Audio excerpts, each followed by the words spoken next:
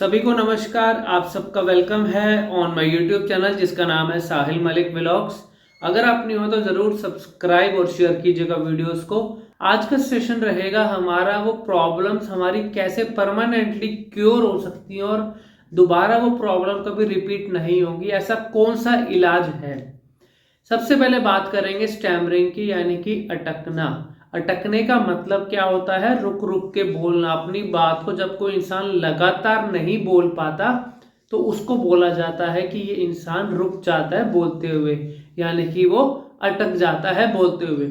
अब उसके बाद है मिस आर्टिकुलेशन, यानी कि अक्षरों को साफ ना बोल पाना, क्लैरिटी का ना होना। ये तीनों प्रॉब्लम स्पीकिंग के अंदर आज की डेट में लोगों को ज्यादा नुकसान कर रही हैं। और नुकसान क्यों कर रही है? क्योंकि हमें उस चीज की नॉलेज नहीं है। अब मैंने आपको इन तीनों का मीनिंग बताया। अब मीनिंग के बाद ये होता है स्टैमरिंग वाला ठीक कैसे हो सकता है। देखो वो गलती क्या कर रहा है। सबसे पहले तीनों प्रॉब्लम्स के अंदर उस गलती को समझना है जो गलती हमसे हो रही है जाने अनजाने में। जानबूझकर तो कोई भी गलती नहीं करता, अनजाने में भी गलती हो गई, अगर वो रिपीट कर दी वो जानबूझ के हो गई फिर, ठीक है ना। अटकने वाला गलती क्या कर रहा है, उसको पता ही नहीं मैं किस स्पीड के अंदर लगातार बोल सकता हूं। अब उसको ये फील होता है कि जब मैं गाना गाता हूं सही बोलता हूं, अगर मैं किसी अपने फैमिली मेंबर्स के साथ बात कर रहा हूं बिल्कुल सही बोलता हूं, लेकिन जब किसी अननोन के सामने बोलना पड़ जाता है तो बिल्कुल भी बोला ही नहीं जाता, एकदम रुक गया तो बिल्कुल रुक ही गया। कोई माइंड काम करना बंद कर देता और ऐसे लगता है कि मैं कुछ बोल ही नहीं पा रहा। हेजिटेशन होता है, स्वेटिंग हो जाता है। तो ये कुछ लक्षण है। अब उसके बाद हकलाने के अंदर भी मोस्टली ये चीजें रहती हैं कि जो कुछ माइंड के अंदर हम सोच के आए हैं बोलने के लिए वो लगातार नहीं बोला जाता, फ्लो मेंटेन नहीं हो पाता, इसलिए वो प्रॉब्लम ज्यादा आ रही है।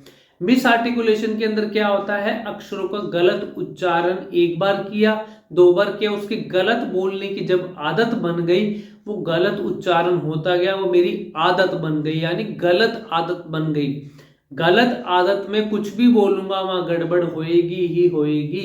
अब वो क्लैरिटी किस में आ सकता है इशू? र को लोग बोलते हैं कि सर मेरे को र नहीं बोला जाता, ल नहीं बोला जाता, क स म होठों वाले अक्षर हैं वो होठ चिपक जाते हैं, ऐसा क्यों होता है? अपनी गलती को समझो। इन तीनों प्रॉब्लम्स नॉट बीमारी, डिजीज नहीं है, ये प्रॉब्लम है। प्रॉब्लम शॉर्ट टर्म होती है, सही मेथड से ठीक हो जाती है और लोग हो चुके हैं। अब आपके ऊपर डिपेंड करना है क्या मुझे ठीक होना है या नहीं। सबसे पहले अपनी गलती को समझो, मुझसे गलती क्या हो रही है। जो सामने वाला सही बोल रहा है मैं सही नहीं बोल पा रहा, मैं अटक अटक के बोल रहा हूं, मैं हकला के बोल रहा हूं, मैं तुतला के बोल रहा हूं। क्यों? सामने वाला बिल्कुल सही बोल रहा है। तो अपनी गलती को समझो, मैं गलती यहां कर रहा हूं, उस गलती को रिपीट मत करो। दूसरा नियम, पहला नियम गलती को समझो, दूसरा नियम गलती को रिपीट मत करो, तीसरा नियम उस गलती से उभर जाओ। मतलब जो राइट मेथड है उसको समझो और प्रैक्टिस में ले आओ। जैसे राइट मेथड में आओगे गलती रिपीट नहीं होगी, आपको रिजल्ट दिखेगा। नंबर 1, अपनी जर्नल स्पीकिंग में स्पीड के लेवल का ध्यान रखो। मैं जो बोलना चाह रहा हूं क्या मैं वही बोल रहा हूं, क्या उसी स्पीड में बोल रहा हूं? अगर स्पीड का लेवल मेरा नॉर्मल रहता है कभी लाइफ लॉन्ग कोई प्रॉब्लम आपको डिस्टर्ब नहीं करेगी। सेकंड नंबर पे जो बातें मैं बोल रहा हूं क्या फ्लो लगातार बोल पा रहा हूं या रुक रहा हूं? फ्लो मेंटेन करना है तो उसके लिए सबसे पहले उस स्पीड के लेवल को इतना नॉर्मल लाना पड़ेगा जिसके अंदर मैं लगातार बोल सकता हूं। फ्लो मेंटेन हो गया तो तीसरे नंबर पे आता है क्लैरिटी। क्लैरिटी आती है जब आपका फ्लो मेंटेन होगा, फ्लो आता है जब आपका स्पीड का लेवल नॉर्मल होता है। तीनों चीजें आपस में लिंक्ड हैं और लिंक्ड में से एक भी चीज को भी अगर हिलाओगे वो तीनों चीजें इफेक्ट हो जाएंगी।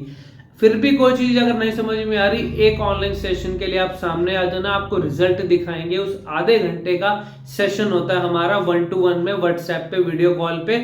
उस आधे घंटे के अंदर आपको आपकी गलती समझाई जाएगी, आपसे गलती कहाँ हो रही है, सही कैसे कर सकते हैं, रिजल्ट भी दिखाया जाएगा, सो दैट विश्वास हो जाए कि मैं ऐसे ठीक हो सकता हूं।